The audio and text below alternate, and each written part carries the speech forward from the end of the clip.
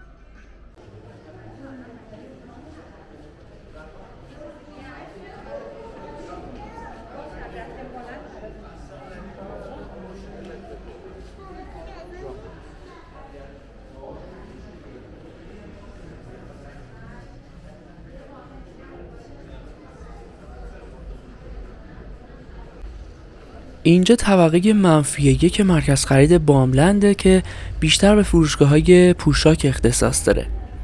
برندهای خوبی مثل اسکیچرز، کالینز، السی وایکیکی، منگو و خیلی های دیگه اینجا شعبه دارن و محصولاتشون رو با کیفیت‌های خیلی خوبی عرضه میکنن. برندهای ریباک و آدیداس هم هستن و محصولات ورزشی رو عرضه میکنن.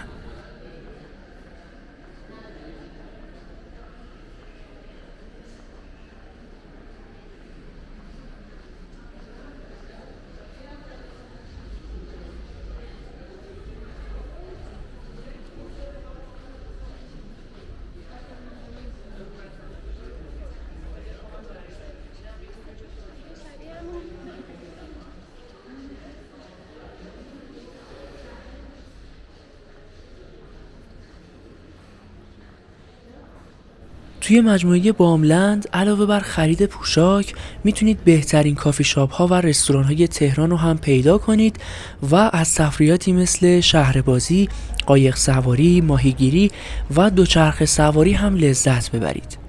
همگی این امکانات توی طبقه همکف و طبقه اول قرار دارن.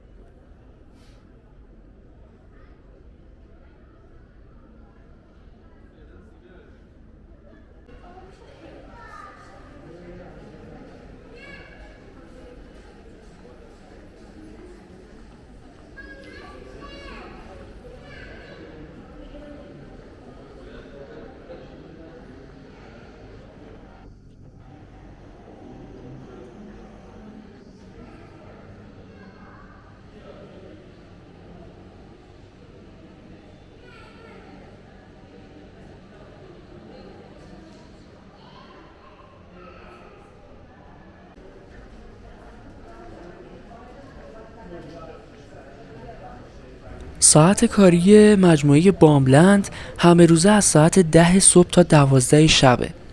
پارکینگ خوبی هم تو ضلع جنوبی مجموعه و بولوار صدف قرار داره که از ساعت 10 صبح تا 1 بامداد فعالیت داره.